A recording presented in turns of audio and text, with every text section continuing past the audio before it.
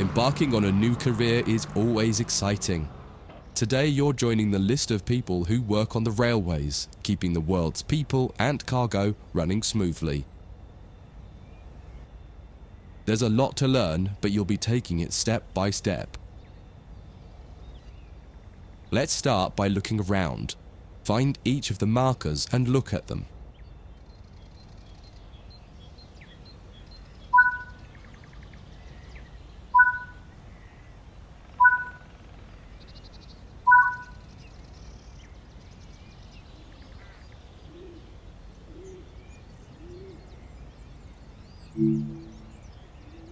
Before you get to the trains, take a quick tour of the facility here and learn the basics of moving around on foot.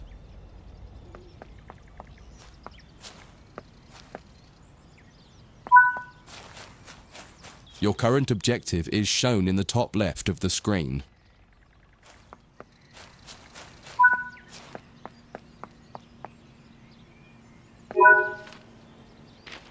You've just been awarded some action points.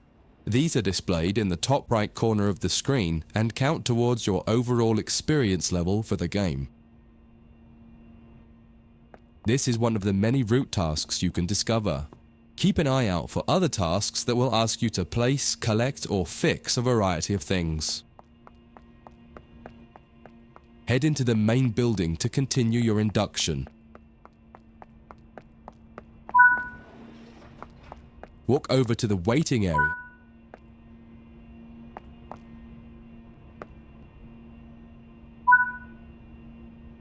You can pause at any point to review objectives and a lot of other information about what's happening at the moment.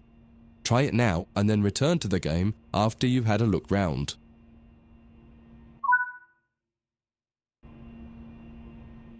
Now that you've covered some of the basics of moving around and interacting with the environment, let's take a walk through the building and find the trains.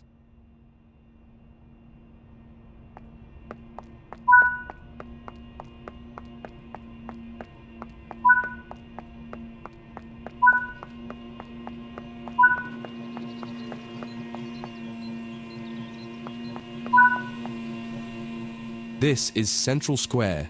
From here you can explore the main training centre depot and surrounding yards. Your journey operating trains is just getting started here at the training centre. Remember, you can always come back here from the main menu to refresh your knowledge if you're unsure about anything.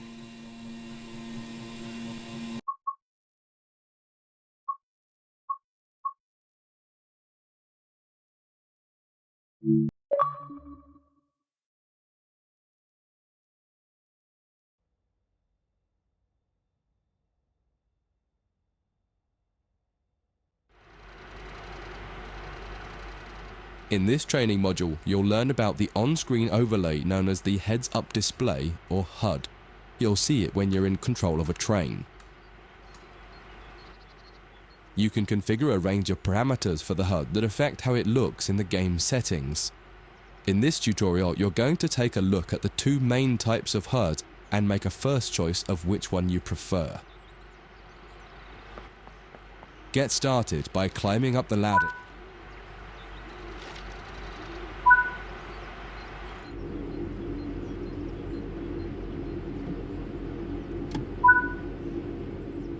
Welcome to the most important seat in the train.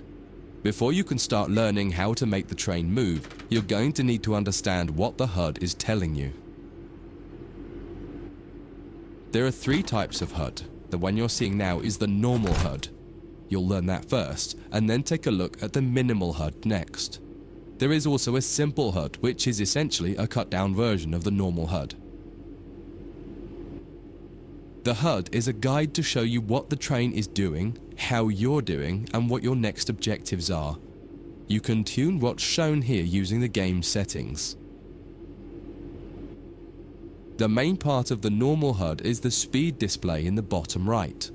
Your current speed is indicated by a white bar that will appear on the outside of the speedometer, and there is a red mark that indicates the maximum permitted speed. This is the direction display. An arrow will indicate the forward, reverse, and neutral directions. A cross, or X, means the reverser is currently either not inserted or in the off position. This is the power display. A number will indicate what position the power or throttle control is in. If the display is white, it refers to power. If the display is yellow, it means powered braking or dynamic braking. If the display is red, then the throttle is currently locked out and you will need to take steps to release the lock before power can be applied. You can learn about troubleshooting elsewhere in Training Center. These are the brake indicators. The exact one shown will vary by train and will often be visible in the train itself on the various gauges. These gauges tell you what is happening in the braking system. The most important one is the BC, or brake cylinder. In most trains, when this reads 0, that means the brakes are released. Anything else, and the brakes are applied. In the top right is the track monitor. This shows you the line ahead and allows you to see all the signals and speed limit changes that you're approaching. By default, the track monitor shows the signals with their actual red, yellow, or green aspect. But when you get more confident, you can hide this information via an option in the game settings. As you accelerate, the track monitor will extend its look-ahead distance so you can see much further ahead at higher speeds. This is all done automatically. Now that you're familiar with the normal HUD, it's time to take a look at the minimal HUD. You can change this via the game settings, but for this tutorial the game will change it automatically. You can see that most of the HUD is now gone. You are left with basic information in the top left corner.